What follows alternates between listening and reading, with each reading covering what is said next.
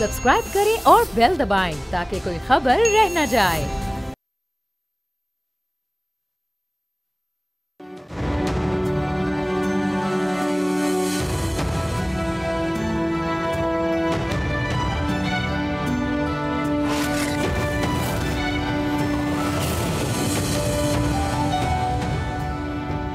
PTI की protest करने की सलाहियत को काफी हद तक न्यूट्रलाइज करने के बाद हुकूमत पुरएतमाद दिखाई देती है। कुछ दिन पहले वजीर आला पंजाब मरियम नवाज ने नारोवाल, जबकि वजीर आजम शहबाज शरीफ ने डीजी खान में जलसा आम से खिताब किया। हुकूमत कायम होने के बाद गुज़िश्ता एक साल में यह पहला मौका है कि नून लीग की क़यादत पब्लिक रैलीज में शरीक हुई है। लगता है कि मैक्रो मुआशी इस्तेहकाम हासिल करने के बाद हुकूमत फ्रंट फुट पर है। बैरूनी सरमायाकारी लाने की कोशिशें भी जारी हैं। वज़ीर आज़म ने कहा है कि तरक्की पाकिस्तान का मुकद्दर बन चुकी है। इंडिया को पीछे ना छोड़ा तो मेरा नाम शहबाज शरीफ नहीं। दूसरी तरफ अपोजिशन अभी तक कम से कम एजेंडे पर मुत्तहद नहीं हो सकी है। अपोजिशन जमातों के एक दूसरे के कुछ तहफ़्फ़ुज़ात हैं। पीटीआई ने किसी और जमात को एतमाद में लिए बगैर चीफ जस्टिस से मुलाकात की है। क्या अपोजिशन की सियासत नाकाम हो गई है? हुकूमत ने अपने कार्ड्स अच्छे खेले। आप देख रहे हैं बोला आदिल अब्बासी के साथ। इसी पर बात करने के लिए हमारे साथ मौजूद हैं पाकिस्तान तहरीक इंसाफ के रहनुमा डॉक्टर हुमायूं मोहम्मद साहब, सेनेटर हैं, राना एहसान अफजल साहब कोऑर्डिनेटर हैं, वजीर आजम पाकिस्तान के पाकिस्तान मुस्लिम लीग नवाज से ताल्लुक। आप दोनों का बहुत शुक्रिया।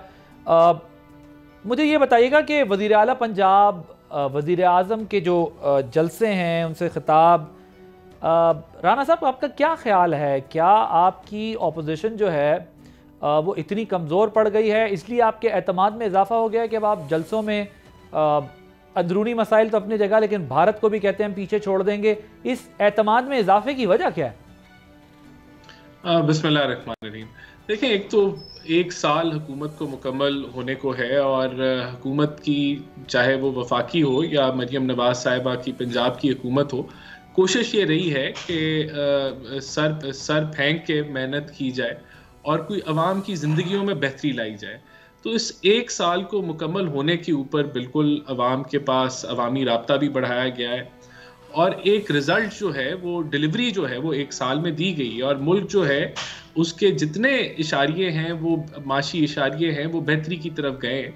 तो एक परफॉर्मेंस आप जिस तरह कह लें कि रिपोर्ट आप अवाम की तरफ लेके गए हैं, अल्हम्दुलिल्लाह हम मुतमईन हैं कि अगर एक साल में इतनी बेहतरी आ सकती है तो 4 साल में इससे कई गुना ज़्यादा बेहतरी आ सकती है। बाकी देखिए, बात यह है कि अवाम भी देख रही है कि जो तकसीम की इंतशार की सियासत है उसके साथ अवाम नहीं निकली। 8 मई का यौम सियाह रिजेक्ट कर दिया अवाम ने। इसी तरह आपने देखा कि स्वाबी का जो इनका जलसा था, या ओवरऑल आप देख लें 26 नवंबर को भी एक सूबे के वसाइल इस्तेमाल करते हुए प्रोटेस्ट किए गए। तो लोग जानते हैं कि जब मुल्क तरक्की की राह पे हो तो कोई अपनी पैरों पे कुल्हाड़ी नहीं मारना चाहता। अच्छा, तो ये राजा मुझे बताएंगे, क्या एक जनरल इंप्रेशन ये कायम हो गया था कि लोग नाराज हैं, इंतखाबी अमल भी चैलेंज हुआ है, क्या उस फेज से अब आप लोग निकल गए, इसलिए पब्लिक रैलीज स्टार्ट कर दी हैं, उनको एड्रेस करना शुरू कर दिया है कि ये इंप्रेशन भी देना है कि नहीं आवाम नाराज नहीं? देखें, एक साल मुकम्मल होने के बाद आपकी देखें, आप आते हैं, जब हुकूमत आती है तो हुकूमत के अंदर सियासत नहीं होती है, हुकूमत के अंदर डिलीवरी होती है, हुकूमत के अंदर परफॉर्मेंस होती है। हमने एक साल मेहनत की है और उसके बाद हम आवाम के पास वो मेहनत लेके गए हैं। हमने एक कह लें कि अपने वोट बैंक के पास दोबारा गए हैं, परफॉर्मेंस लेके गए हैं और ये जिस तरह बेहतरी आती रहेगी इस तरह अवामी राब्ता भी जो है वो आप अवाम के पास अपनी परफॉर्मेंस लेके जाते हैं। Point taken. मैं जरा let me take a response from doctor Humayun Mohammad. Doctor साहब ये बताएं, वो कह रहे हैं एक साल की कारकर्दगी रिपोर्ट है अवाम के पास और हमने ज़ाहिर परफॉर्म किया है, इस वजह से गए हैं, हमारा फोकस परफॉर्मेंस पर है और आप लोग जो है वो बस ऐसे ही डाइवर्जन पे लगा कर रखते हैं और फिर जो वो बात कर रहे हैं जलसों के अंदर या रैलीज़ के अंदर, उससे उनका एतमाद झलक भी रहा है। आपके ख्याल में ये क्यों गए? क्योंकि अमूमन 2 वजूहात होती हैं अवाम में जाने की हुकूमतों की। एक ये, जब हुकूमत को ख़तरा हो, जिस तरह 2022 में साबिक़ वज़ीर आज़म इमरान खान गए। दूसरा ये होता है कि आप अपनी किसी मकबूलियत का इजहार करना चाहते हैं और ये बताना चाहते हैं कि देखिए जी हम कितने पॉपुलर हैं, लोग हमारे पीछे खड़े हुए हैं। सो ये 2 वजूहात होती हैं। इस वक्त हुकूमत ये कह रही है हमने परफॉर्म किया मैक्रो इंडिकेटर्स, इसलिए हम अवाम में चले गए। बिस्मिल्लाहिर्रहमानिर्रहीम, इय्याका नअबुदु व इय्याका नस्तईन। देखिए जी, मुझे समझ नहीं आती कि इतने ब्लैटेंट झूठ लोग कैसे बोल लेते हैं, मुझे समझ नहीं आती। हम इंडिया को पीछे छोड़ देंगे, इंडिया का जो एक्सपोर्ट है वो 800 बिलियन डॉलर्स पर है, आपका एक्सपोर्ट 2.6 या 2.4 बिलियन डॉलर्स पर है। इंडिया के रिजर्व 700 बिलियन डॉलर्स हैं, आपके रिजर्व 11 बिलियन डॉलर हैं। आप इंडिया को बिल्कुल इसी तरीके से जैसे अभी आपने मैच में इंडिया को पीछे छोड़वा दिया है, आप लोग बजाय टीम को तैयार करने के आप स्टेडियम तैयार कर रहे हैं। ये वैसे डॉक्टर साहब बाकी बातें अपनी जगह, लेकिन पाकिस्तान की 30 बिलियन डॉलर की एक्सपोर्ट का फिगर है, आपका वो फिगर ठीक नहीं है, ये जो 6 वाला या 4 वाला आपने गलबन चला। आपको मैं अभी बता देता हूं कि मेरा फिगर जो है ना इसी साल का, ईयर 2024 का है, और उसमें ये बता रहा है कि इस वक्त ये 6 मंथ्स या 9 मंथ्स का है, वो 2.9 बिलियन के लिहाज से है। जो मेरे पास सामने इस वक्त इंटरनेट खुला हुआ है वही मैं आपको बता रहा हूँ, ठीक है। In January 2024 Pakistan, in 2024 Pakistan exports for 2.7 billion. Rana साहब, you wanted to add a point quickly, फिर मैंने डॉक्टर साहब के दोबारा जाना है। आगे मुझे कंप्लीट कर लेने दीजिए। एक्सपोर्ट का फिगर दिया वो 1 साल का दिया और आपको 1 महीने की एक्सपोर्ट्स का फिगर दिया। मैंने इसीलिए कहा कि वो 30 बिलियन डॉलर है एनुअल, उनकी भी एनुअल बिलियन डॉलर है। चले 30 बिलियन डॉलर है, अगर मैं ये मान लेता हूँ 30 बिलियन डॉलर है, तो वो 700 बिलियन डॉलर से आगे निकल जाएगी। सर आपकी मैक्सिमम क्या थी एक्सपोर्ट? ठीक है डॉक्टर साहब, ठीक है ना, ठीक है। हमारी उस वक्त भी 39 बिलियन डॉलर्स थी, और मैं आपको बता देता हूँ उस वक्त भी तो इंडिया की 600 बिलियन डॉलर थी। बिल्कुल मानता हूँ, हमने तो कभी ये नहीं कहा ना कि हम इंडिया से आगे निकल जाएंगे। ओके ओके ओके, ठीक है, इस कॉन्टेक्स्ट में आप कह रहे हैं, ठीक है ना। मैं आपको एक बात बताता हूँ, एक्सपोर्ट्स में आपको बता देता हूँ। सबसे पहले रियल जीडीपी बताता हूँ, और मैं 1948 से स्टार्ट करता हूँ। नहीं डॉक्टर साहब, मैं अभी एक्सपोर्ट या इकोनॉमी पे शो नहीं कर रहा, मैं ये कह रहा हूँ मुझे बताएं एतमाद की क्या वजह है हुकूमत की? आपकी स्ट्रेटेजी वीक है, आप अलायंसेस नहीं बना पा रहे, क्या वजह है? इस तरह है, अगर मुझे अपने ऊपर एतमाद हो तो मैं कसूर में जो पीटीआई वर्कर कन्वेंशन होती है, मैं उधर जाके उन ऑफिस को जाके मैं उसको सील नहीं करूंगा। अगर मुझे अपने ऊपर एतमाद हो, मैं मंडी भाउदीन में जाके जो पीटीआई के वर्कर कन्वेंशन है, जो वहाँ के ओहदेदारान हैं, उनको उठा के जेल में नहीं डालूंगा। अगर मुझे अपने ऊपर एतमाद हो तो मैं इस किस्म के जो ओछे हथकंडे वो नहीं करूंगा। देखिए बात ये जो बात भी कर रहे हैं, मैं आपको इनकी एतमाद बताता हूँ। 40% स्पिनिंग मिल्स बंद हो चुकी हैं, 40%। या भी कल परसों अखबार में आया है, मैं नहीं कह रहा, ठीक है। अच्छा, उसके बाद जो मैं एक जॉब क्रिएशन होती है, ये आपको बताती होती है। इन लोगों के ज़माने में 1.4 मिलियन मतलब 14 लाख हर साल ये जॉब क्रिएशन होती रही थी, और इन्होंने तकरीबन 5 सालों में तकरीबन 60 लाख के करीब इन्होंने, 60 लाख से ज़रा कम इन्होंने जॉब क्रिएशंस की थी।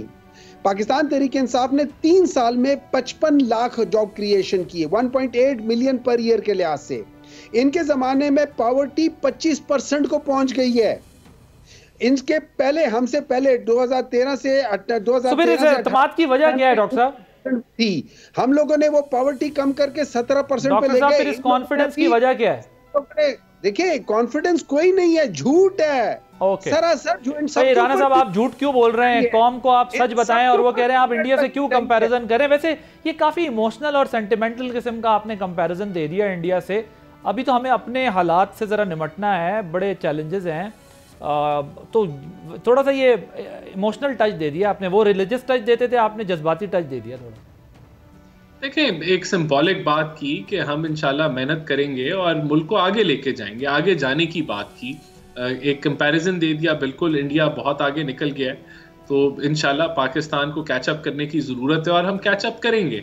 देखें, अब इन्होंने जितनी बातें की, आप झूठ बोल रहे हैं सर, आपके दौर में पॉवर्टी बढ़ी है, आपके दौर में ना कोई एक्सपोर्ट फिगर अच्छी है, वो कह रहे हैं आप गलत बयानी से काम ले रहे हैं, एतमाद आपका गलत बयानी पे। देखें, बड़ी सिंपल सी बात है ना, हम इसका कंपैरिजन कर लेते हैं। आज 1 साल पहले मुल्क जहां खड़ा था और आज जहां हम खड़े हैं, 1 साल पहले 22% पे सूद की शरह थी, आज 12% पे है। एक साल पहले 38-29% इन्फ्लेशन थी, आज 2.4% पे है। एक साल के कंपैरिजन अगर करें और आज आपकी एक्सपोर्ट्स 10 से 15% बढ़ गई हैं। एक साल पहले जो आपकी एक्सपोर्ट्स थी और जो आज आईटी की एक्सपोर्ट्स हैं उनमें 35% इजाफा है। अब आप हमारी बात ना करें, आईएमएफ जो है वो कह रहा है कि मुल्क दुरुस्त जो है वो सिमत की तरफ है, और उसकी जो हेड है आईएमएफ को, जो हेड स्टेबिलिटी की आप बात कर रहे हैं, इससे वो तारीफ कर रही है। अच्छा, उसके आप उसके अलावा आप अपनी मैक्रो इकोनॉमिक जो स्टेबिलिटी है उसके ऊपर मूडीज और फिच की रेटिंग्स बेहतर हो रही हैं।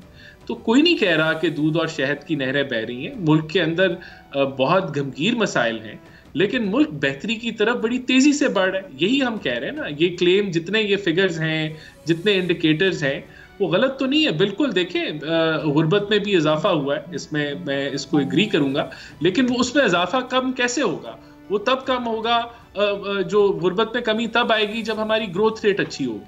अच्छा, अब हमें वो ऐसी ग्रोथ रेट तो नहीं चाहिए कि जो कंजम्पशन लेड हो और फिर हमारा करंट अकाउंट डेफिसिट जो है वो 20 अरब डॉलर पे पहुंच जाए, क्योंकि वो growth rate boom bust cycle हम कर चुके हैं। तो हुकूमत स्ट्रक्चरल रिफॉर्म्स कर रही है, राइट, और वो रिफॉर्म्स इसलिए कर रही है ताकि हमारी सस्टेनेबल ग्रोथ हो। हमें ग्रोथ चाहिए, लेकिन हमें एक मसनूई ग्रोथ नहीं चाहिए, बूम बस्ट साइकिल नहीं चाहिए। मैं जरा प्रोग्राम थोड़ा टाइम कम है, मैं जरा चाहता हूं डॉक्टर साहब आपसे एक और इशू भी पूछूं, फिर रान साहब आपकी तरफ आता हूं।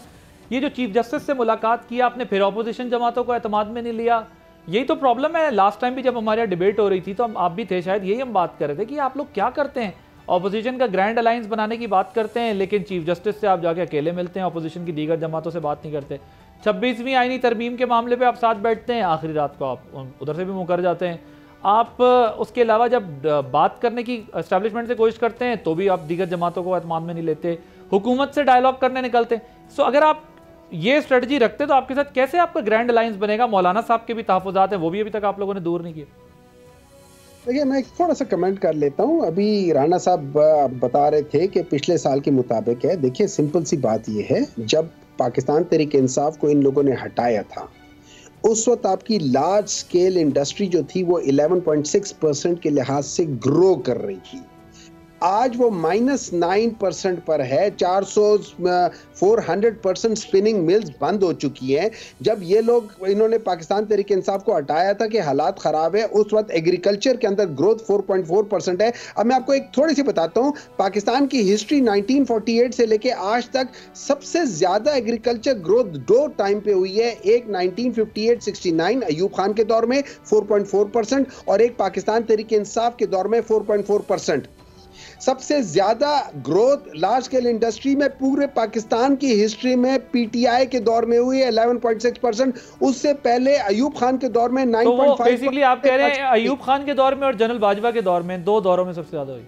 सुन लेना, अभी if you want to be sarcastic, मैं नहीं कह रहा, ये इमरान खान साहब ने खुद कहा था कि मेरी हुकूमत तो वो चलाते थे। एक मिनट है जाए, जैसे मर्जी थी हमारे टाइम पे। अभी कौन से ये तीर मार रहे हैं? उसके बाद मैं बता रहा हूँ, जो रियल जीडीपी सबसे ज्यादा ग्रोथ आज तक हिस्ट्री में हुई है 6.7%, वो अयूब खान के दौर में ही है। उसके बाद 6.5% पाकिस्तान तहरीक इंसाफ के दौर में हुई है जो रियल है। उसमें पीएमएलएन में 6.1 था और पीपल्स पार्टी तो 3.2 पे था। तो अगर आप उस लिहाज से देखते हैं तो ये एक साल की बात करते हैं, ये इनको 4 साल हो गए हुए। 2022 हो गया, 2023 ये चौथा इनका बजट आ रहा है। ये बात क्या करते हैं? राणा साहब चले जी, वो बता दें, क्योंकि वो बताएं, वो कहते हैं एक अयूब खान साहब के दौर में हुई है और एक हमारे दौर में हुई है। इसके अलावा उन्होंने कहा इंडस्ट्रियल ग्रोथ और जो एग्रीकल्चर ग्रोथ है वो किसी और दौर में इतनी अच्छी नहीं हुई। देखें, आप किसी भी अगर इकोनॉमिस्ट को बुला के उससे पीटीआई के दौर के बारे में, उसकी इकोनॉमिक मैनेजमेंट के बारे में पूछेंगे तो सबसे ज़्यादा फिस्कल डेफिसिट्स, प्राइमरी डेफिसिट्स, उसके अलावा आपने देखा एक मसनूई ग्रोथ का फेज आया। वो भी इसलिए आया क्योंकि कोविड में आपकी डेट रीप्रोफाइलिंग हो गई, कुछ आपको जो आपकी इंपोर्ट्स थी वो कम हो गई। तो उस वक्त जो इनको एक वो बेहतरी मिली, उस वक्त भी उसको भी ये मिसमैनेज, एक आईएमएफ का प्रोग्राम भी इन्होंने मिसमैनेज किया। जब गए उस प्रोग्राम में तो लेट गए, जिसकी वजह से डिवैल्यूएशन हुई, जिसकी वजह से आपका जो रिजर्व्स हैं वो गिरे। और जब इन्होंने आईएमएफ जाते हुए भी ऑनर नहीं किया ना, जब गए तब भी वो कमिटमेंट ऑनर नहीं की। जो वो कह रहे हैं इंडस्ट्रियल ग्रोथ और एग्रीकल्चर ग्रोथ हमारे दौर में सबसे ज्यादा और देखिए मैं तो आपको कह रहा हूं कि जो ग्रोथ के कंपैरिजन है, वो जो बूम बस्ट की ग्रोथ का कंपैरिजन है, उसका कोई फायदा नहीं है। आपको इस मुल्क का प्रॉब्लम ही बूम बस्ट का साइकिल है। ये कि आप एक ग्रोथ कर लेते हैं और उसके बाद आपका करंट अकाउंट डेफिसिट हो जाता है, फिर आपको डॉलर नहीं मिलते, फिर आप IMF के प्रोग्राम में दोबारा जाते हैं। आप बेसिकली कह रहे हैं कि हमारा मसला ग्रोथ ज्यादा होना नहीं है, स्ट्रक्चरल रिफॉर्म्स के बाद रियल ग्रोथ होना है। ग्रोथ हम कर सकते हैं। तो हम जब हम कह कभी रहे हैं इंपोर्ट बिल्स की वजह से, तो कभी इंपोर्ट बिल्स की वजह से भी हमारे ऊपर बर्डन आ जाता है, फिर बड़े इश्यूज रहते हैं। तो हम इसलिए तो कह रहे हैं कि हम ये IMF का आखिरी प्रोग्राम करेंगे। वो कैसे मुमकिन होगा? जो हम FBR में रिफॉर्म्स कर रहे हैं, जो हम आपकी कॉमर्स मिनिस्ट्री में जो उड़ान पाकिस्तान है, जो हम अभी ट्रेड जो इंपोर्ट के जो टैरिफ्स हैं उनको हम कम करने जा रहे हैं। Towards the very end, Rana साहब मुझे जरा क्विकली बताइएगा, बिकॉज मैंने I have to conclude this segment. मुझे ये बताएं, मौलाना साहब अगर इनके इत्तेहाद के सदर बन जाते हैं तो आपकी हुकूमत को कोई परेशानी है? देखिए, मौलाना साहब की हमेशा पाकिस्तान के मफादात के साथ सियासत रही है। इनकी सियासत जो है वो पाकिस्तान के मफादात के खिलाफ रही है। इनकी आपस में कोई मिलाप नहीं होगा, और अगर मिलाप हो जाएगा तो पाकिस्तान के मफादात की अगर सियासत प्रवेल करेगी तो उससे हुकूमत को कोई खतरा नहीं होगा। ओके डॉक्टर साहब, मौलाना साहब अगर इत्तेहाद होता है और सदर बन जाते हैं तो PTI उनको तस्लीम कर लेगी, अपोजिशन इत्तेहाद का सदर? मैं आपके पुराने जो आपने मुझसे सवाल पूछा था, इस तरह है कि जब पाकिस्तान तहरीक इंसाफ दो चीजें कर रही है। एक, पाकिस्तान तहरीक इंसाफ अपनी लड़ाई लड़ रही है, जो अपनी लड़ाई है, जो पार्टी की लड़ाई है। एक पाकिस्तान तहरीक इंसाफ जो है वो पाकिस्तान की लड़ाई लड़ रही है जिसमें ऑपोजिशंस को साथ लेकर चलना चाहती है, और उसकी बेसिक एक वजह, एक चीज है जिसके ऊपर कंसंट्रेट कर रहे हैं सारे, वो है फ्री फेयर ट्रांसपेरेंट इलेक्शंस। क्यों? क्योंकि पाकिस्तान के अंदर आज तक जो प्रॉब्लम रही है वो रही है पॉलिटिकल मेरिट की। जब तक पॉलिटिकल मेरिट नहीं आएगा पाकिस्तान कभी आगे निकल नहीं सकता। ये बेसिक प्रिंसिपल। लेकिन वो डॉक्टर साहब उस सूरत आएगा जब आप 18 के इलेक्शन को गड़बड़ समझेंगे, उससे पीछे 2013 वालों को समझेंगे, फिर 8 वालों को समझेंगे, और आप पीछे तक 1960 तक जब तक नहीं चले जाएंगे। देखिए ना डॉक्टर साहब, ये तो नहीं हो सकता ना कि मेरा वाला इलेक्शन खराब है, दूसरा वाला ठीक है। आदिल, मैंने कोई ये नहीं कहा कि 2018 वाला ठीक है या 2024 वाला खराब है। मैंने कहा है, मतलब if you are trying to be थोड़ा सा सार्कास्टिक, आज आप मूड में लग रहे हैं तो आप जरूर करें, लेकिन मैं आपको सिंपल एक बात बता रहा हूँ। मैं क्या कह रहा हूँ? मैं कह रहा हूँ पाकिस्तान का प्रॉब्लम, मैंने ये नहीं कहा आपके PTI का या किसी और का। मैंने कहा आप अगर इन प्रिंसिपल बात कर रहे हैं तो फिर ठीक है। अगर आप प्री फिक्स्ड माइंड की बजाय ना ओपन माइंड से मेरी बात सुने तो आपको समझ आएगी कि मैं क्या कह रहा हूँ। मैं ओपन माइंड से कर रहा हूँ क्योंकि उसकी वजह है कि आप लोग कहते हैं कि 18 में हमारा फेयर था और 24 में खराब हो गया। आपने मेरी बात सुनी ही नहीं ना, आप दरमियान में जंप करके वो कर रहे थे क्योंकि आप प्री फिक्स माइंड के साथ है। मैं कह रहा हूं पाकिस्तान का मसला है कि यहाँ पे पॉलिटिकल मेरिट नहीं है। पॉलिटिकल मेरिट का मतलब होता है जिसको अवाम मैंडेट देती है, चाहे वो जिस मर्जी टाइम पे आप कर ले। मैं पूरे पाकिस्तान को फ्रॉम A to Z आज तक मैं इंक्लूसिव करके कर रहा हूँ। डॉक्टर साहब, मैं आपके ख्यालात की बहुत इज्जत करता हूँ और I respect your view. You are absolutely spot on के we should respect mandate of the people of Pakistan. But having said that, ये आपकी राय है, आपकी पार्टी में 99.9% लोगों का ये ख्याल है कि 18 वाला इलेक्शन ठीक था और 24 में गड़बड़ है। गड़बड़ पाकिस्तान के हर इलेक्शन में हुई है, कोई ऐसा इलेक्शन नहीं है जिसमें नहीं हुई है। But I respect your view क्योंकि आप इन जनरल बात कर रहे हैं, विच इज़ कम्प्लीटली अंडरस्टैंडेबल कि जब तक आप इसको सॉर्ट नहीं करेंगे इस इशू को, ये मसाइल रहेंगे, ये एक विशेष साइकिल है, ये चलता रहेगा। मैं उस कॉन्टेक्स्ट में आपकी पार्टी पे बात कर रहा था, वरना अगर आपकी ये जो राय है मैं इसका एहतराम करता हूँ। ये बात दुरुस्त है कि हमें मैंडेट का एहतराम करना चाहिए। जब ये कंसेंसस हो जाएगा जब ही आप देखिएगा इस मुल्क में जमहूरियत आगे बढ़ेगी। Otherwise you scratch my back. Thank you so much. Doctor Humayun Mohmand साहब, राना एहसान अफजल साहब दोनों मौजूद थे। ब्रेक लेते हैं, ब्रेक के बाद आएंगे तो एक बड़ी इकनॉमिक डेवलपमेंट हुई है, एक अच्छी खबर पाकिस्तान के अंदर आई है। पाकिस्तान में इन्वेस्टमेंट के पॉइंट ऑफ व्यू से भी बात करेंगे। एक ब्रेक के बाद आरिफ हबीब साहब हमारे साथ मौजूद होंगे, इकोनॉमिस्ट हैं, उनसे बात करेंगे एक ब्रेक के बाद, after the short break.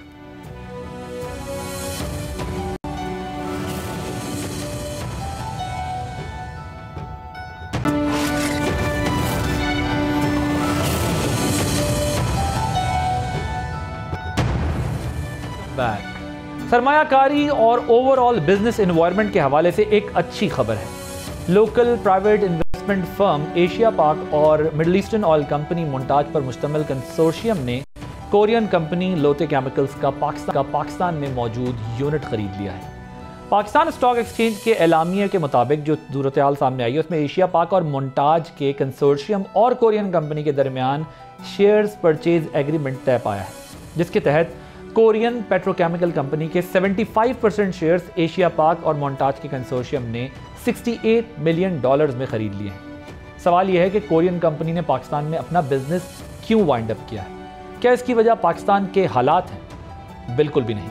Korean company के पाकिस्तान छोड़ने की कोई मकामी वजह नहीं है। लोते केमिकल्स कोरिया की दूसरी बड़ी पेट्रोकेमिकल कंपनी है जो पूरी दुनिया में अपना बिजनेस रीऑर्गेनाइज करने में मसरूफ है।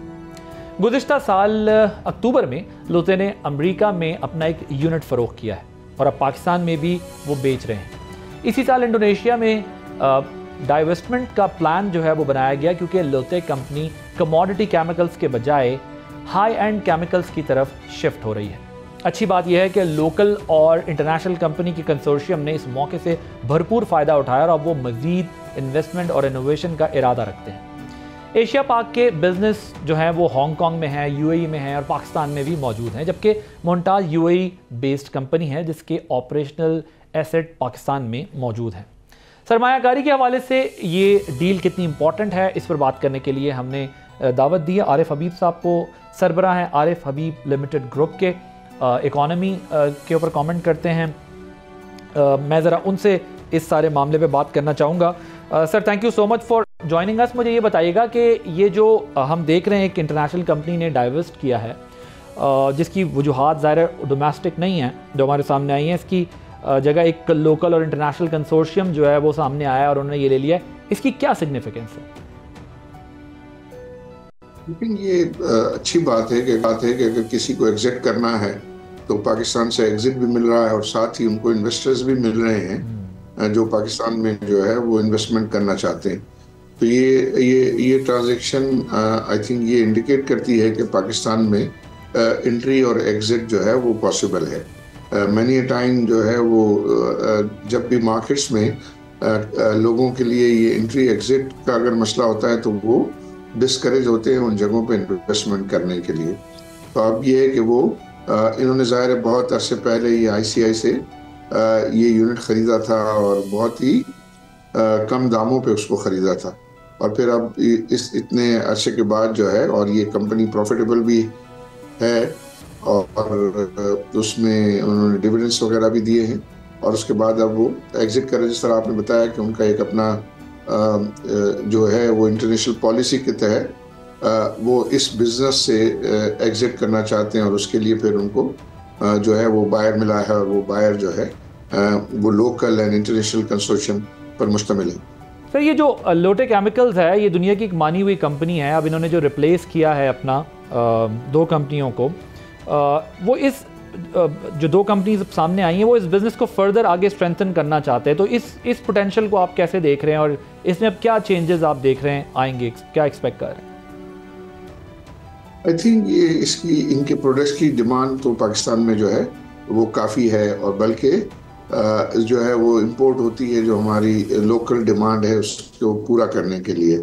तो आमतौर पर समझा जाता है कि जो भी जिन्होंने भी लोटे केमिकल ख़रीदा है उनको फर्दर एक्सपेंशन जो है करना पड़ेगा और वो एक्सपेंशन फर्दर करेंगे तो ये ज़्यादा और वायबल जो है वो कंपनी बन जाएगी। तो मैं समझता हूँ कि जो भी ये नया ग्रुप आया है उसने डेफिनेटली एक कमिट हो पाकिस्तान आ रहे हैं और उसको फर्दर एक्सपेंशन को भी ज़रूर कंसिडर करेंगे वो। सर, अब ये एशिया पैक जो है हम इसको इसमें तो हमने देखा है कि एशिया पैक CPEC के तहत थर्कोल में भी जो है वो काम कर रही है। ब्लॉक 1 में माइन और पावर प्लांट का इनका एक्सपीरियंस है। इनकी इस एक्विजिशन से जो केमिकल कोल बिजनेस है उसमें जो इन्वेस्टमेंट करना है वो किस तरह आप देखते हैं, उससे क्या एवेन्यूज़ मज़ीद आगे नज़र आएंगे हमें? आई थिंक वो उनकी अपनी एक कमिटमेंट है और वो ये एक सेक्टर है जहाँ कोल की जो है वो माइनिंग और माइनिंग से रिलेटेड जो और एरियाज ऑफ बिजनेसेस हैं उनको तो वो ऑलरेडी परसू कर रहे हैं। बट इस सेगमेंट में भी जो है उन्होंने जो है वो कमिटमेंट की है और उससे डेफिनेटली हमारा टेक्सटाइल सेक्टर जनरली बेनिफिट करेगा।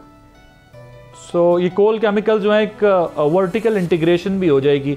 मुझे ये बताएं कि ये हमारी इकोनॉमी ज़ाहिर इस वक्त क्रॉस रोड पर है, बड़े चैलेंजेस हैं, स्ट्रक्चरल रिफॉर्म्स जो है बड़ी इंपॉर्टेंट हैं इस सारे प्रोसेस के अंदर। इन्वेस्टमेंट के लिए आप 1 साल बाद किस तरह का माहौल देख रहे हैं? क्योंकि बहुत सारी बातें होती है, पॉलिटिकल कमेंट्रीज तो लगी रहती हैं, कोई कहता है बहुत अच्छा हो रहा है, कोई कहता है बहुत बुरा हो रहा है। आप इस इन्वेस्टमेंट के पॉइंट ऑफ व्यू से क्या इन्वायरमेंट देख रहे हैं? देखिए 2024 का जो साल गुजरा है वो उसमें जो बेहतरी है वो मैक्रो इकोनॉमिक फंडामेंटल्स में बेहतरी है। जब हम मैक्रो इकोनॉमिक फंडामेंटल्स में बेहतरी की बात करते हैं तो जो गवर्नमेंट के फाइनेंसेस हैं वो इम्प्रूव हुए हैं। फॉर एग्जांपल जो हमारा लास्ट ईयर बजट डेफिसिट 8% के करीब था, फिर बजट जो है वो 2025 का जो फाइनेंशियल ईयर है उसमें गवर्नमेंट ने जो है वो 6% का बजट डेफिसिट जो है वो बजट किया है, लेकिन वो अभी जो रन रेट चल रहा है वो 5 से भी कम है, जो आई थिंक वो काफ़ी खुशाइंद है। फिर जैसे हम बात करते रहते हैं कि इन्फ्लेशन कम हुआ, इंटरेस्ट रेट कम हुआ, रिजर्व्स में इजाफा हुआ, रुपए में की कदर में स्टेबिलिटी रही है। फिर हमारा जितना भी IMF प्रोग्राम के तहत बहुत सारी जो सब्सिडीज़ गवर्नमेंट देती थी मुख्तलिफ अकाउंट पे, वो सब सब्सिडीज़ जो है वो विड्रॉ हुई हैं, तो उससे गवर्नमेंट के फाइनेंसेस जो है वो इम्प्रूव हुए हैं और उसमें स्टेबिलिटी का रुझान है, गवर्नमेंट की लिक्विडिटी बेहतर हुई है। लेकिन अभी बिजनेसेस जो है जितनी भी IMF की रिफॉर्म्स थी वो ज़ाहिर है जो इंडस्ट्री और इंडस्ट्री की कॉस्ट बढ़ाने और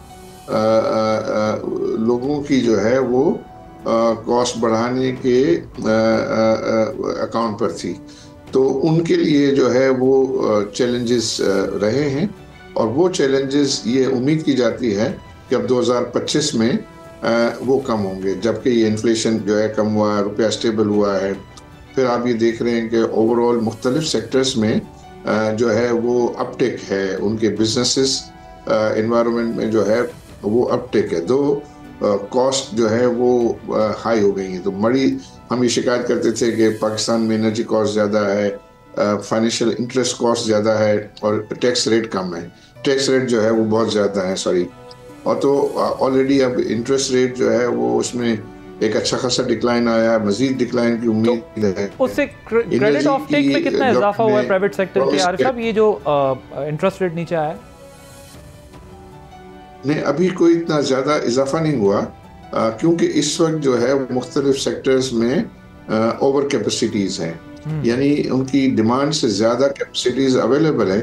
तो नई इन्वेस्टमेंट्स का जो हमारे ट्रेडिशनल सेक्टर्स हैं उसमें इन्वेस्टमेंट का केस नहीं बन रहा, क्योंकि जब तक वो एग्जिस्टिंग कैपेसिटी यूटिलाइजेशन जो है वो बढ़ेगी नहीं, उस वक्त तक नए इन्वेस्टमेंट का केस नहीं बनेगा। लेकिन जिन लोगों ने कुछ इन्वेस्टमेंट्स की थी और उनके ऊपर जो बर्डन था और जो एक्सपोर्टर्स हैं उनके ऊपर जो बर्डन था वो कम हुआ है। अब एनर्जी जो है गवर्नमेंट ने प्रॉमिस किया है कि बाय अप्रैल जो है एनर्जी प्राइसेस जो है वो भी कम होंगी, तो वो कम होंगी तो फिर पाकिस्तान में इन्वेस्टमेंट का केस बनेगा और फिर टैक्स रेट भी जो है इंशाल्लाह मुझे लगता है कि कमी का रुझान फिर हम देख सकेंगे। Thank you so much Arif Habib साहब, head of Habib limited group, हमारे साथ मौजूद थे, आप गुफ्तगू सुन रहे थे। एक ब्रेक लेंगे, ब्रेक के बाद जब वापस आएंगे तो आर्मी चीफ के दौरा बरतानिया की बात करेंगे, जहां पर पाकिस्तान को मिलिट्री टाइज में और पाकिस्तान यूके के रिलेशनशिप में एक कामयाबी मिली है।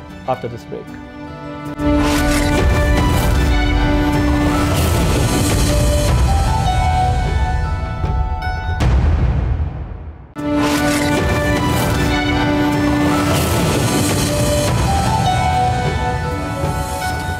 Welcome back. Army chief general Asim Munir ने हाल ही में रॉयल मिलिट्री सैंडहर्स्ट में 7वें रीजनल स्टेबलाइजेशन कॉन्फ्रेंस में शिरकत के लिए बरतानिया का दौरा किया, जहां उनका एक भरपूर तरीके से इस्तकबाल किया गया। इन तकरीबात में इलाकाई इस्तेहकाम, काउंटर टेररिज्म और उभरते हुए सिक्योरिटी चैलेंजेस जैसे अहम मौज़ूआत पर दुनिया भर से आला फौजी हुकाम ने शिरकत की थी। इस तरह की इंगेजमेंट्स पाकिस्तान और बरतानिया के साथ साथ दीगर इंटरनेशनल पार्टनर्स के दरमियान स्ट्रेटेजिक डायलॉग के लिए अहम है। इससे पहले पाक फौज की साबिक क़यादत भी ऐसी कॉन्फ्रेंसेस में शरीक हो चुकी है। इस बार आर्मी चीफ का दौरा एक ऐसे वक्त में आया जब ग्लोबल सिक्योरिटी लैंडस्केप तेजी से बदल रहा है। रिवायती कॉन्फ्लिक्ट्स के साथ साथ साइबर और इंफॉर्मेशन वॉरफेयर के चैलेंजेस संगीन होते जा रहे हैं। इस लिहाज से आर्मी चीफ का दौरा न सिर्फ पाकिस्तान और बरतानिया के दरमियान मजबूत ताल्लुकात की अक्कासी है, बल्कि इससे बढ़कर सिक्योरिटी चैलेंजेस से निपटने के लिए पाकिस्तान के अज़्म का इजहार भी है। ये एक वाज़ेह पैगाम है कि दहशतगर्दी के खिलाफ अंदरूनी जंग से लेकर हाइब्रिड वॉर और साइबर थ्रेट्स के तहत जो चैलेंजेस हैं उसका मुकाबला करने के लिए पाक फौज हमा वक्त तैयार है। पाकिस्तान न सिर्फ तैयार है बल्कि दुनिया के साथ मिलकर इन मसाइल का पायदार हल भी चाहता है। गुज़िश्ता दिनों army chief general Asim Munir ने बरतानवी आर्मी चीफ की दावत पर वॉरमिंस्टर और लॉक हिल गैरिजन्स का दौरा भी किया, जहां उन्हें बरतानवी फौज की मॉडर्नाइजेशन और डीप स्ट्राइक ब्रिगेड से मुताल्लिक ब्रीफिंग दी गई। आर्मी चीफ ने AI और इंसानी हमले के बगैर काम करने वाले निज़ाम की नुमाइश भी देखी। सैंडहर्स्ट की जो 7वीं रीजनल स्टेबलाइजेशन कॉन्फ्रेंस थी, एक मामूल की फौजी तकरीब से कुछ हटकर है। अगर ये कहा जाए कि ज़्यादा है तो ये गलत नहीं होगा। ये कॉन्फ्रेंस रीजन को दरपेश वसी तर जियोपॉलिटिकल और सिक्योरिटी चैलेंजेस का अहाता करती है। पाकिस्तान, बरतानिया, अमेरिका और ऑस्ट्रेलिया के आला सतह के जो वफूद थे उन्होंने इसमें शिरकत की है और एक पैगाम क्लियर है कि जनूबी एशिया में इस्तेहकाम को बरकरार रखना पूरी दुनिया की मुश्तरका जिम्मेदारी है। यह पाकिस्तान के लॉन्ग स्टैंडिंग मौक़िफ़ से मुताबिकत रखती है कि किसी एक मुल्क को रीजन का पुलिसमैन नहीं बनाया जा सकता। इस अहम तरीन मिलिट्री इंगेजमेंट के जरिए आर्मी चीफ ने एक महफूज और मुस्तहकम खत्ते की तामीर के लिए पाकिस्तान के जो मौक़िफ़ है उसकी भरपूर तर्जुमानी की है। लेकिन इस अहम तरीन दौरे के हवाले से भी बरतानिया में मुकीम और कुछ दीगर ममालिक में मुकीम शरपसंदों ने गलत मालूमात फैलाने की कोशिश की, मगर आर्मी चीफ की ज़बरदस्त पजीराई से ऐसे अनासर को मुँह की खानी पड़ी। क्योंकि हम ये देख रहे हैं कि जो शरपसंद हैं, कीबोर्ड वॉरियर्स हैं, वो कोई मौका हाथ से जाने नहीं देते। उन्होंने तो एक प्रोपेगेंडा करके एनवायरनमेंट बना दिया था जिसके तहत वो ये साबित कर रहे थे कि शायद बरतानिया में पाकिस्तान और मिलिट्री के ख़िलाफ़ कोई ख़ास माहौल पाया जाता है। लेकिन इस इवेंट के इनेकाद से, जिसकी फुटेजेस सामने आपके चल रही हैं और जो वहाँ पर मीटिंग्स हुई हैं, जो एक्टिविटीज़ हैं, उससे पता ये चलता है कि पाकिस्तान और बरतानिया के ताल्लुकात हर सतह पर बहुत मजबूत हैं और मिलिट्री टाइज़ तो कुछ ज़्यादा ही मजबूत हैं। क्यों? क्योंकि जो प्रोपेगेंडिस्ट थे उनका मानना ये था कि जैसे पाकिस्तान में सब कुछ बुरा हो रहा है, लेकिन इन फुटेजेस से देख के हमें अंदाज़ा हो रहा है कि बरतानिया की जो मिलिट्री टाइज़ है पाकिस्तान के साथ, उस पर कोई फ़र्क नहीं पड़ा। अब एक और वाक़या जिसका मैं हवाला देना चाहता हूँ और वो है DG ISPR की जो यूनिवर्सिटीज़ के अंदर हैं उससे है। DG ISPR एक रिवायती अंदाज में मुल्क की दीगर यूनिवर्सिटीज़ के अंदर इंटरेक्शन के लिए जाते हैं। जब वो इंटरेक्शन करते हैं तो स्टूडेंट्स के साथ सवाल जवाब का सेशन होता है और वो एक सीरीज़ ऑफ इवेंट्स है जिसका वो हिस्सा है, जिसमें वो पाक फौज के तर्जुमान के तौर पर मुल्क के तालीमी इदारों में जाते हैं, जिसमें वो मदारिस भी शामिल हैं, यूनिवर्सिटीज़ भी शामिल हैं, जहाँ पर वो लोगों के साथ जाकर इंगेज करते हैं। लम्स यूनिवर्सिटी के अंदर भी ऐसी एक इंगेजमेंट की गई और वहाँ पर भी जो है वो स्टूडेंट्स के साथ इंटरेक्शन किया गया, लेकिन उस इंटरेक्शन को भी सोशल मीडिया प्रोपेगेंडा के ज़रिए एक हाइप क्रिएट करने की कोशिश की गई जिसका अमलन हकीकत से कोई ताल्लुक़ नहीं है। और जाहिर है जिस तरह का प्रोपेगेंडा हमारे मुल्क में होता है उसकी कोई सबूत आपको उसके लिए ज़रूरत नहीं होती, बस बात कर देनी होती है। अगर ये तसव्वुर भी कर लिया जाए थोड़ी देर के लिए कि वहाँ पर कोई एहतजाज हुआ, शायद अगर कुछ लोगों ने किया भी होगा, तो उस एहतजाज को समझने का बहुत आसान तरीका है। अगर आपको किसी से तहफ़्फ़ुज़ात हैं तो आप उनसे सख्त सवालात कर सकते हैं और वो सवालात के आप जवाबात ले सकते हैं, लेकिन आप सिर्फ एहतजाज कर कर अपना मुंह नहीं फेर सकते। अगर आपको तनकीद करनी है और अगर आपको बात करनी है तो उसका रास्ता सवालात है और वो सख्त से सख्त सवालात भी हो सकते हैं। लेकिन अगर आप सवालात नहीं कर रहे तो फिर आप किसी की तर्जुमानी कर रहे हैं, और अगर आप तर्जुमानी कर रहे हैं तो आपको ये पता होना चाहिए कि प्रोपेगेंडा से मुल्क नहीं रुकते, मुल्क आगे जाते रहते हैं। क्योंकि यहाँ ये सवाल भी उठता है कि अगर कोई सवालों के जवाब देने के लिए तैयार है तो सवाल करने वाला एहतजाज क्यों कर रहा है, सवाल क्यों नहीं कर रहा। अमूमी तासुर ये है कि ये सोशल मीडिया वॉरियर्स जो हैं इनका ताल्लुक तहरीक इंसाफ से है, तो तहरीक इंसाफ तो हर सतह पर बात करना चाहती है। कभी वो चीफ जस्टिस ऑफ पाकिस्तान से मुलाकात कर रही है, कभी वो हुकूमत से डायलॉग करना चाहती है, कभी वो आर्मी चीफ को ख़त लिख कर बात करना चाहते हैं। तो फिर इस किस्म के इंटरेक्शंस में एहतजाज का रास्ता क्यों इख्तियार किया जाता है। और PTI की क़यादत अक्सर ये वाज़े कर चुकी है कि जो सोशल मीडिया प्रोपेगेंडिस्ट हैं जो मुल्क के बाहर बैठे हुए हैं, इनसे PTI का कोई ताल्लुक़ नहीं है। लेकिन PTI की क़यादत को भी ये समझना पड़ेगा कि उनको बहुत वाज़े और वाशगाफ अल्फाज में इस चीज़ की मजम्मत करनी होगी, क्योंकि डायलॉग डिबेट से ही माशरे आगे बढ़ते हैं। और जो लोग ये नाम नहाद सपोर्टर्स के नाम पर जिस किस्म की गुफ्तगू कर रहे हैं और ज़ाती किस्म के हमले कर रहे हैं, ये प्रोपेगेंडा किसी भी सूरत जो मुल्क में मामलात या इस वक्त डेवलपमेंट जारी है उस पर असर नहीं डालेगा। सवाल कीजिए, एहतजाज भी कीजिए, लेकिन प्रोपेगेंडा ना कीजिए। आदिल अब्बासी को इजाज़त दीजिए। अल्लाह हाफ़िज़।